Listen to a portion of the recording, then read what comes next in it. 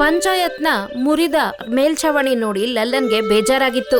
ಜಮೀನಿನಲ್ಲಿ ಹೊಳಿತಿದ್ದ ಹೊಸ ಕುಂಬಳಕಾಯಿ ವರದಾನದ ಥರ ಸಿಕ್ಕಿತ್ತು. ಅದರಿಂದ ಅದ್ಭುತವಾದ ಕುಂಬಳಕಾಯಿ ತಿಂಡಿ ರೆಡಿಯಾಗಿತ್ತು. ರುಚಿಯಲ್ಲಿ ಅದ್ಭುತವಾಗಿತ್ತು. ಸಂಪಾದನೆಯಿಂದ ಹಳ್ಳಿಯೇ ಬದಲಾಗಿತ್ತು. ಎಲ್ಲರಿಗೂ ಹೊಸ ಭರವಸೆ ಮೂಡ್ತು. ಸೇವೆಯ ಒಳ್ಳೆ ಉದ್ದೇಶ ಮ್ಯಾಜಿಕ್ಕೇ ಮಾಡ್ಬಿಟ್ಟಿತ್ತು. ಎಲ್ಲರ ಸಂತೋಷದ ನಗು ಮಾತುಗಳು ಕಟ್ಟೆ ಮೇಲೆ ಹರಡಿತ್ತು. ಲಲ್ಲನ್ ನೆಲದ ಮೇಲೆ ಕೂತ್ಕೊಂಡಿದ್ದಾನೆ. ಫಂಗಸ್ ಇಂದ ತುಂಬಿಕೊಂಡಿದ್ದ ಮುರಿದ ಮೇಲ್ಛಾವಣಿನ ನೋಡ್ತಾ ಇದ್ದಾನೆ. ಅವನೊಂದು ನಿಟ್ಟುಸಿರು ಬಿಡ್ತಾನೆ. ಅಷ್ಟೊತ್ತಿಗೆ ಸರಳ ಊಟದ ತಟ್ಟೆ ತಗೊಂಡು ಅಲ್ಲಿಗೆ ಬರ್ತಾಳೆ. ಅವಳು ಲಲ್ಲನ್ ಯೋಚನೆ ಮಾಡ್ತಿರೋದನ್ನ ನೋಡಿ ಅವಳಿಗೂ ಚಿಂತೆ ಆಗತ್ತೆ. ಸರಳ, ಇವತ್ತು ಮತ್ತೆ ಪಂಚಾಯತಿ ಚಾವಣಿಲಿ ಒಂದ್ ಭಾಗ ಬಿದ್ದೋಗ್ಬಿಡ್ತು. ಊರಲ್ಲಿರೋ ಆ ಸ್ಕೂಲು ಮತ್ತೆ ಆ ಮಿಲನ ಕೇಂದ್ರ ಇನ್ನು ಪಾಳು ಬಿದ್ದೋಗ್ಬಿಡುತ್ತೆ ಅಷ್ಟೇ. ಅದ್ರ ಬಗ್ಗೆ ನಾನು ಕೇಳ್ದೆ, ಆದ್ರೆ ನಾವೇನ್ ಮಾಡಕ್ಕಾಗತ್ತೆ? ನಮ್ಮ ಹತ್ರ ನಮ್ಮನೆ ರಿಪೇರಿ ಮಾಡಿಸ್ಕೊಳ್ಳೋದಕ್ಕೆ ದುಡ್ಡಿಲ್ವಲ್ಲ. ಜೊತೆಗೆ ಹಳ್ಳಿಯವರೆಲ್ಲರ ಜವಾಬ್ದಾರಿನ ನಾವೊಬ್ರೇ ಹೇಗ್ ನಿಭಾಯಿಸಕ್ಕಾಗತ್ತೆ? ಗೊತ್ತಾಗ್ತಿಲ್ಲ. ಆದ್ರೆ ನನಗನ್ನಿಸ್ತಿದೆ, ನಾವ್ ಇದನ್ನೆಲ್ಲ ಸರಿ ಮಾಡ್ಲಿಲ್ಲ ಅಂತಂದ್ರೆ ಮುಂದಿನ ಪೀಳಿಗೆಯವರು ನಮ್ಮನ್ನ ಕ್ಷಮಿಸೋದಿಲ್ಲ ಅಂತ. ನಾವ್ ಯಾವ್ದಾದ್ರು ದಾರಿನ ಹುಡುಕ್ಲೇಬೇಕು. ಯಾರನ್ನು ಕೇಳ್ದೇನೆ ನಾವು ಈ ಕೆಲ್ಸಕ್ಕೆ ದುಡ್ಡನ್ನ ಒಟ್ಟು ಹಾಕ್ಲೇಬೇಕು. ಸರಳ ಅವನ ಹೆಗಲ ಮೇಲೆ ಕೈ ಇಟ್ಟು ಸಮಾಧಾನ ಮಾಡ್ತಾಳೆ. ಆದ್ರೆ ಒಳಗೊಳಗೆ ತಮ್ಮ ಅಸಹಾಯಕತೆಗೆ ಅವಳಿಗೂ ಬೇಜಾರಾಗತ್ತೆ. ಲಲ್ಲನ್ ಸುಮ್ಮನೆ ಕೂತು ಆಕಾಶದಲ್ಲಿ ಹೊಳಿತಿದ್ದ ನಕ್ಷತ್ರಗಳನ್ನ ನೋಡ್ತಾ ಇರ್ತಾನೆ.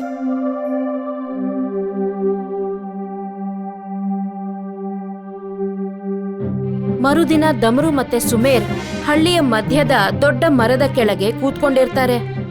ಇಬ್ರು ಸುಮ್ನೆ ಕೂತು ರೆಸ್ಟ್ ಮಾಡ್ತಾ ಇರ್ತಾರೆ. ಅಷ್ಟೊತ್ತಿಗೆ ಲಲ್ಲನ್ ಅಲ್ಲಿಗೆ ಬರ್ತಾನೆ. ಅವನ್ ಈಗ್ಲೂ ಬೇಜಾರಾಗಿರ್ತಾನೆ. ತನ್ನದೇ ಯೋಚನೆಯಲ್ಲಿ ಮುಳುಗೋಗಿರ್ತಾನೆ. ಆಗ ಡಮರು ಎದ್ದು ಬಂದು ಲಲ್ಲನ್ನ ಕೇಳ್ತಾನೆ. ಏನಾಯ್ತು ಲಲ್ಲನಣ್ಣ, ಇವತ್ ಮುಖ ಯಾಕೆ ಇಷ್ಟು ಬೇಜಾರಲ್ಲಿದೆ? ಇಡೀ ಪ್ರಪಂಚದ ಕಷ್ಟನೆಲ್ಲ ನಿನ್ ಹೆಗಲ ಮೇಲೆ ಹೊತ್ಕೊಂಡಂಗಿದ್ಯಾ? ಅಯ್ಯೋ ಡಮ್ರು, ನಾನು ಪಂಚಾಯತಿ ಕಟ್ಟಡಗಳ ಬಗ್ಗೆ ಯೋಚನೆ ಮಾಡ್ತಾ ಇದ್ದೀನಿ. ನಾವು ಸ್ವಲ್ಪ ದುಡ್ಡನ್ನ ಜೋಡಿಸ್ಬಿಟ್ರೆ ನಾವ್ ಅದನ್ನ ಮೊದ್ಲಿನ ತರನೇ ಮಾಡ್ಬಿಡ್ಬೋದಲ್ವಾ? ಲಲ್ಲನ್, ಕನ್ಸ್ ಕಾಣೋದು ಸುಲಭನೇ, ಆದ್ರೆ ನನಸ್ ಮಾಡ್ಕೊಳ್ಳೋದು ಕಷ್ಟ. ನಾವೆಲ್ಲ ಕಷ್ಟಪಟ್ಟು ದುಡಿಯೋರು ಇಲ್ಲಿ. ನಮ್ಮ ಹತ್ರ ಅಷ್ಟೊಂದು ದುಡ್ಡು ಎಲ್ಲಿಂದ ಬರ್ಬೇಕು ನೀನೇ ಹೇಳು? ಕಷ್ಟಪಟ್ರೆ ಎಲ್ಲ ಸಾಧ್ಯ ಇದೆ ಸುಮೇರ್. ನಾನ್ ಬರೀ ಒಂದ್ ಒಳ್ಳೆ ಅವಕಾಶಕ್ಕೋಸ್ಕರ ಕಾಯ್ತಾ ಇದ್ದೀನಿ ಅಷ್ಟೇ. ದೇವ್ರು ಖಂಡಿತವಾಗ್ಲೂ ಯಾವ್ದಾದ್ರು ದಾರಿ ತೋರ್ಸ್ತಾನೆ. ಆದ್ರೆ ಡಮರು ಮತ್ತೆ ಸುಮೇರ್ಗೆ ಈಗ್ಲೂ ಅವನ ಮಾತಿನ ಮೇಲೆ ನಂಬಿಕೆ ಬರಲ್ಲ. ಲಲ್ಲನ್ ಸ್ವಲ್ಪ ಹೊತ್ತಾದ್ಮೇಲೆ ಅಲ್ಲಿಂದ ಹೊರಟು ಹೋಗ್ತಾನೆ. ಲಲ್ಲನ್ ತನ್ನ ಕುಂಬಳಕಾಯಿ ಜಮೀನಿಗೆ ಬರ್ತಾನೆ. ಅವನು ಹೊಸದಾಗಿ ಬೆಳೆದಿದ್ದ ಕುಂಬಳಕಾಯಿ ಗಿಡಗಳ ಮಧ್ಯೆ ನಿಧಾನವಾಗಿ ಹೋಗ್ತಾನೆ. ಅವನು ಗಿಡಗಳಿಗೆ ನೀರ್ ಬಿಡೋದಕ್ಕೆ ನಲ್ಲಿ ತಿರುಗಿಸ್ತಾನೆ.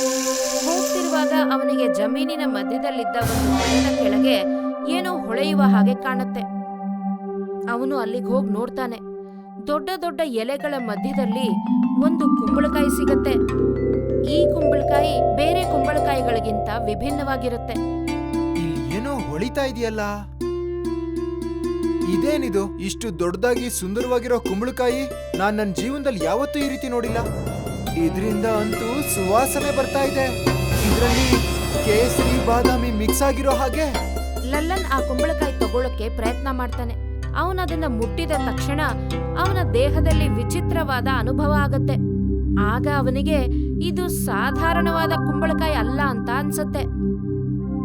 ಲಲ್ಲನ್ ಆ ಕುಂಬಳಕಾಯನ್ನ ತನ್ನ ಮನೆಗೆ ತಗೊಂಡ್ ಬರ್ತಾನೆ ಮತ್ತೆ ಸರಳಾಗೆ ತೋರಿಸ್ತಾನೆ. ಸರಳಾಗೂ ಕೂಡ ಆ ಕುಂಬಳಕಾಯಿ ವಿಭಿನ್ನವಾಗಿ ಕಾಣುತ್ತೆ. ಲಲ್ಲನ್ ಕುಂಬಳಕಾಯನ್ನ ನೆಲದ ಮೇಲಿಟ್ಟು ತನ್ನ ಚಾಕುನ ಶಾರ್ಪ್ ಮಾಡಕ್ಕೆ ಶುರು ಮಾಡ್ತಾನೆ. ಲಲ್ಲನ್, ನೀನು ನಿಜವಾಗ್ಲೂ ಈ ಕುಂಬಳಕಾಯಿನ ಕಟ್ ಮಾಡ್ತೀಯಾ?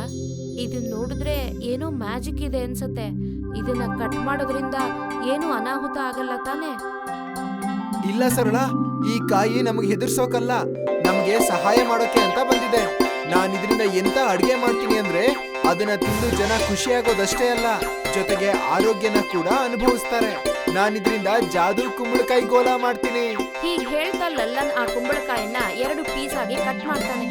ಆ ಕುಂಬಳಕಾಯಿ ಬೇರೆ ಕುಂಬಳಕಾಯಿಗಳಿಗಿಂತ ಹೆಚ್ಚು ಹೊಳಪಾಗಿ ಆರೆಂಜ್ ಬಣ್ಣದಲ್ಲಿರುತ್ತೆ. ಆ ಕುಂಬಳಕಾಯಿ ಪರಿಮಳದಿಂದಾನೇ ಇಬ್ಬರಿಗೂ ಖುಷಿಯಾಗತ್ತೆ.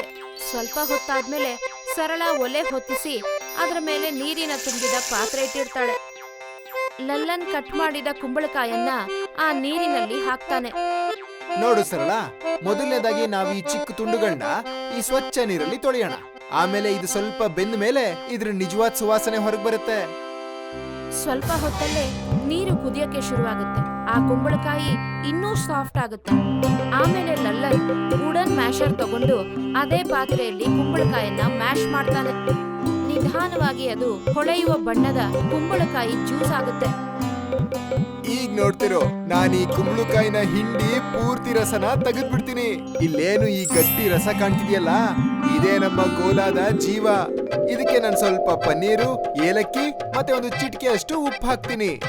ಆಮೇಲೆ ಅವನು ಒಲೆ ಆರಿಸ್ಬಿಡ್ತಾನೆ. ಇಬ್ರು ಸೇರಿ ಆ ಪಾತ್ರೆನ ಒಂದು ಕಡೆ ತೆಗೆದಿಡ್ತಾರೆ. ಯಾಕೆಂದ್ರೆ ಅದು ತಣ್ಣಗಾಗಿ ಇನ್ನೂ ಗಟ್ಟಿ ಆಗ್ಬೇಕಾಗಿತ್ತು. ಈಗ ಅವರಿಬ್ಬರ ಕಣ್ಣಲ್ಲಿ ಭರವಸೆಯ ಹೊಸ ಬೆಳಕು ಕಾಣ್ತಾ ಇದೆ. ಮಾರನೇ ದಿನ ಲಲ್ಲನ್ ಮತ್ತೆ ಸರಳ ಹಳ್ಳಿಯ ಒಂದು ಭಾಗದಲ್ಲಿ ಒಂದು ಚಿಕ್ಕ ಅಂಗಡಿ ಹಾಕ್ತಾರೆ. ಅಂಗಡಿಯಲ್ಲಿ ಕುಂಬಳಕಾಯಿ ಪೇಸ್ಟ್, ಐಸ್ ಮತ್ತೆ ಐಸನ್ನ ಪುಡಿ ಮಾಡೋ ಮಷೀನ್ ಇಟ್ಕೊಂಡಿರ್ತಾರೆ. ಸರಳ ಜನರಿಗೆಲ್ಲ ಕೂಗಿ ಹೇಳ್ತಾಳೆ. ಜನರೆಲ್ಲ ಅವರನ್ನ ನೋಡಿ ಉತ್ಸಾಹದಿಂದ ಬರ್ತಾರೆ. ಬನ್ನಿ ಅಣ್ಣ, ಬನ್ನಿ ಅಕ್ಕ, ಕುಂಬಳಕಾಯಿ ಐಸ್ ಕ್ರೀಮ್ ತಿನ್ನಿ, ಮತ್ತೆ ನಿಮ್ಮೆಲ್ಲ ಆಯಾಸ ಪರಿಹಾರ ಮಾಡ್ಕೊಳ್ಳಿ. ಇಂಥ ರುಚಿ ನೀವ್ ಯಾವತ್ತೂ ತಿಂದೇ ಇರಲ್ಲ. ಎಲ್ಲರಿಗಿಂತ ಮೊದಲು ಸುಮೇರ್ ಅವರ ಹತ್ರ ಬರ್ತಾನೆ. ಕುಂಬಳಕಾಯಿ ಗೋಲ, ಲಲ್ಲನ್ ನಿಂಗೆ ತಲೆ ಕೆಟ್ಟಿಲ್ಲ ತಾನೆ? ಕುಂಬಳಕಾಯಿಂದ ಪಲ್ಯ ಮಾಡ್ಬೋದು. ಗೋಲ ಏನಿದ್ರು ಗುಲಾಬಿಂದನೇ ಮಾಡ್ಬೇಕು. ಸುಮೇರಣ್ಣ, ಒಂದ್ಸರಿ ರುಚಿ ನೋಡಿ ಇಷ್ಟ ಆಗಿಲ್ಲ ಅಂದ್ರೆ ದುಡ್ಡು ಕೊಡ್ಲೇಬೇಡಿ. ಆದ್ರೆ ಈ ದುಡ್ಡು ಸೀದಾ ನಮ್ಮ ಪಂಚಾಯ್ತಿ ಮನೆಗೆ ಹೋಗುತ್ತೆ. ಸುಮೇರ್ ಮೊದಲು ಸ್ವಲ್ಪ ಹಿಂಜರಿತಾನೆ, ಆದ್ರೆ ಆಮೇಲೆ ಅದರ ಟೇಸ್ಟ್ ನೋಡಕ್ಕೆ ಮುಂದೆ ಬರ್ತಾನೆ. ಲಲ್ಲನ್ ಒಂದು ಚಿಕ್ಕ ಐಸ್ ಕ್ಯೂಬ್ ತಗೊಂಡು ಕುಂಬಳಕಾಯಿ ಪಾತ್ರೆಯಲ್ಲಿ ಅದನ್ನ ರಬ್ ಮಾಡ್ತಾನೆ. ಅದರ ಮೇಲೆ ಸ್ವಲ್ಪ ಕುಂಬಳಕಾಯಿ ಪೇಸ್ಟ್ ಹಾಕಿ ಸುಮೇರ್ಗೆ ಕೊಡ್ತಾನೆ. ಸುಮೇರ್ ಅದರಲ್ಲಿ ಒಂದು ಸ್ಪೂನ್ ತಿಂತಾನೆ. ತಕ್ಷಣ ಅವನ ಮುಖದ ಭಾವನೆ ಬದಲಾಗುತ್ತೆ. ವಾ, ಇದೇನಿದು ಲಲ್ಲನ್, ಅಮೃತ ಇದ್ದಾಗಿದೆ. ಇದ್ರಲ್ಲಿ ಜಾಸ್ತಿ ಕಹಿನೂ ಇಲ್ಲ, ಜಾಸ್ತಿ ಸಿಹಿನೂ ಇಲ್ಲ. ಹೇಗ್ ಅನ್ನಿಸ್ತಿದೆ ಅಂದ್ರೆ ನನ್ನ ದೇಹದಲ್ಲಿ ಒಂಥರ ಜೀವ ಸಂಚಾರ ಆದಂಗೆ. ನೋಡಿದ್ರಾ, ನಾನ್ ಹೇಳಿದ್ದೆ ಅಲ್ವಾ? ಸ್ವಲ್ಪ ಹೊತ್ತಲ್ಲೇ ಹತ್ತಿರದಲ್ಲಿದ್ದ ಜನರೆಲ್ಲ ಬಂದು ಕುಂಬಳಕಾಯಿ ಐಸ್ ಕ್ರೀಮ್ ಕೇಳ್ತಾರೆ. ಸುಮೇರ್ ಮತ್ತೆ ದಮರು ಕೂಡ ಅವರಿಗೆ ಸಹಾಯ ಮಾಡ್ತಾರೆ. ಸರಳ ಮತ್ತೆ ಲಲ್ಲನ್ ಒಂದೊಂದಾಗೆ ಎಲ್ಲರಿಗೂ ಕುಂಬಳಕಾಯಿ ಐಸ್ ಕ್ರೀಮ್ ಕೊಡ್ತಾರೆ. ನಿಧಾನವಾಗಿ ಅವರ ದುಡ್ಡಿನ ಡಬ್ಬಿ ತುಂಬ್ತಾ ಹೋಗುತ್ತೆ. ಸಂಜೆ ಹೊತ್ತಿಗೆ ಕೊನೆಯ ಬಟ್ಟಲು ಐಸ್ ಕ್ರೀಮ್ ಕೂಡ ಮಾರಾಟ ಆಗುತ್ತೆ. ಎಲ್ಲ ಸಿರಪ್ ಖಾಲಿ ಆಗಿರುತ್ತೆ. ಅಂಗಡಿ ಖಾಲಿ ಖಾಲಿ ಕಾಣಕ್ಕೆ ಶುರುವಾಗುತ್ತೆ. ಆದ್ರೆ ಅವರ ದುಡ್ಡಿನ ಡಬ್ಬ ಮಾತ್ರ ಅಲ್ಲ. ಹತ್ತಿರದಲ್ಲೇ ಸುಮೇರ್ ಹಳ್ಳಿಯವರ ಹತ್ರ ಮಾತಾಡ್ತಾ ಇರ್ತಾನೆ. ಆ ಐಸ್ ಕ್ರೀಮ್ ತಿಂದ ಮೇಲೆ ಅವನಿಗೇನೋ ಹೊಸದಾದ ಶಕ್ತಿ ಮತ್ತೆ ಆರಾಮ ಸಿಕ್ಕಿದೆ ಅಂತ ಹೇಳ್ತಾ ಇರ್ತಾನೆ. ಆ ಕಡೆ ಲಲ್ಲನ್, ಸರಳ ಮತ್ತೆ ಡಮರು ಕೂತ್ಕೊಂಡು ದುಡ್ಡು ಎಣಿಸ್ತಾ ಇರ್ತಾರೆ. ಲಲ್ಲನಣ್ಣ, ನೀವು ನಂಬೋದೇ ಇಲ್ಲ. ನಾವಿವತ್ತು ಎಷ್ಟು ದುಡ್ಡಿದ್ವಿ ಅಂದ್ರೆ ಪಂಚಾಯ್ತಿ ಮನೆ ಕೆಲಸ ಅರ್ಧ ಮಾಡ್ಸೋಕೆ ನಾಳೆನೆ ಕೆಲಸ ಶುರು ಮಾಡ್ಬೋದು. ಇದೊಳ್ಳೆ ಮ್ಯಾಜಿಕ್ ತರ ಆಯ್ತು. ಬಂದ ಜನ ಎಲ್ಲ ಬರೀ ಐಸ್ ಕ್ರೀಮ್ ತಿಂದಿದ್ದಷ್ಟೇ ಅಲ್ಲದೆ ಖುಷಿ ಖುಷಿಯಾಗಿ ದಾನ ಕೂಡ ಕೊಡ್ತಿದ್ರು. ಇದೆಲ್ಲ ಆ ಜಾದು ಕುಂಬಳಕಾಯಿಂದ ಆಗಿದ್ದು. ಅದು ನಮ್ಗೆ ದಾರಿ ತೋರಿಸ್ತು. ಆದ್ರೆ ನಮ್ಗೆ ನಿಜವಾದ ಖುಷಿ ಸಿಗೋದು ನಾವ್ ಆ ಮನೆನ ಮತ್ತೆ ಸರಿ ಮಾಡ್ದಾಗ್ಲೆ. ಎಲ್ಲ ಅವನ ಮಾತನ್ನ ಒಪ್ಕೋತಾರೆ ಮತ್ತೆ ಆದಷ್ಟು ಬೇಗ ಕೆಲ್ಸ ಶುರು ಮಾಡಕ್ಕೆ ಯೋಚನೆ ಮಾಡ್ತಾರೆ. ಆಮೇಲೆ ಮಾರನೇ ದಿನಾನೇ ಕೆಲ್ಸಾನೂ ಶುರುವಾಗುತ್ತೆ. ಹಳ್ಳಿ ಪಂಚಾಯಿತಿಯ ಮುರಿದು ಹೋಗಿದ್ದ ಮೇಲ್ಛಾವಣಿನ ಹಳ್ಳಿಯವರೆಲ್ಲ ಸೇರಿ ಸರಿ ಮಾಡಕ್ಕೆ ಶುರು ಮಾಡ್ತಾರೆ. ಆ ಕಡೆ ಲಲ್ಲನ್ ದಿನ ತನ್ನ ಅದ್ಭುತವಾದ ಕುಂಬಳಕಾಯಿ ಐಸ್ ಕ್ರೀಮ್ ಮಾರಾಟ ಮಾಡ್ತಿರ್ತಾನೆ. ನಿಧಾನವಾಗಿ ಹಳ್ಳಿಯ ಜನರೆಲ್ಲ ಈ ಒಳ್ಳೆ ಕೆಲ್ಸಕ್ಕೆ ಸಹಾಯ ಮಾಡ್ತಾರೆ. ದಿನ ಸಾಯಂಕಾಲ ದುಡ್ಡಿನ ಡಬ್ಬ ತುಂಬ್ತಾ ಇರುತ್ತೆ. ಲಲ್ಲನ್ ಆ ದುಡ್ಡನ್ನ ಬರೀ ಪಂಚಾಯಿತಿ ಆಫೀಸ್ ಸರಿ ಮಾಡಕ್ಕಷ್ಟೇ ಅಲ್ಲ, ಬದಲಾಗಿ ಸ್ಕೂಲ್ ಮತ್ತೆ ಬಡ ಜನರಿಗೆ ಸಹಾಯ ಮಾಡಕ್ಕೂ ಉಪಯೋಗಿಸ್ತಾನೆ. ಕೊನೆಗೆ ಒಂದಿನ ಪಂಚಾಯತ್ ಭವನ ತುಂಬಾ ಹೊಸದಾಗಿ ಕಾಣಕ್ಕೆ ಶುರುವಾಗತ್ತೆ. ಅದರಲ್ಲಿದ್ದ ಎಲ್ಲಾ ಬಿರುಕುಗಳು ಈಗ ಮಾಯ ಆಗಿರತ್ತೆ. ಕಟ್ಟಡ ಪೂರ್ತಿ ಹೊಸ ಬಣ್ಣಗಳಿಂದ ಫಳಫಳ ಅಂತ ಹೊಳಿತಿರುತ್ತೆ. ಲಲ್ಲನ್, ಸುಮೇರ್ ಮತ್ತೆ ಢಮರು ಆ ಬಿಲ್ಡಿಂಗ್ ಎದುರುಗಡೆ ನಿಂತ್ಕೊಂಡು ಖುಷಿಯಿಂದ ಅದನ್ನ ನೋಡ್ತಾ ಇರ್ತಾರೆ. ಲಲ್ಲನ್, ನನ್ನ ಕ್ಷಮಿಸ್ಬಿಡು. ನಾನು ಅಂದ್ಕೊಂಡಿದ್ದೆ ನೀನ್ ಬರೀ ಸಮಯ ವ್ಯರ್ಥ ಮಾಡ್ತಿದ್ಯಾ ಅಂತ. ಆದ್ರೆ ನಿನ್ನ ಜಾದು ಕುಂಬಳಕಾಯಿ ಮಾತ್ರ ಇಡೀ ಊರಿನ ಪರಿಸ್ಥಿತಿನೇ ಬದಲಾಯಿಸ್ಬಿಡ್ತು. ಅಯ್ಯೋ, ಕ್ಷಮೆ ಎಲ್ಲ ಯಾಕೆ ಸುಮೇರಣ್ಣ? ನಾವೆಲ್ಲ ಒಂದೇ ಅಲ್ವಾ? ನಾವೆಲ್ಲ ಒಳ್ಳೆ ಉದ್ದೇಶದಿಂದ ಕೈ ಜೋಡಿಸಿದ್ರೆ ಆ ಕೆಲ್ಸಕ್ಕೆ ದೇವರು ಸಹಾಯ ಮಾಡ್ತಾನೆ.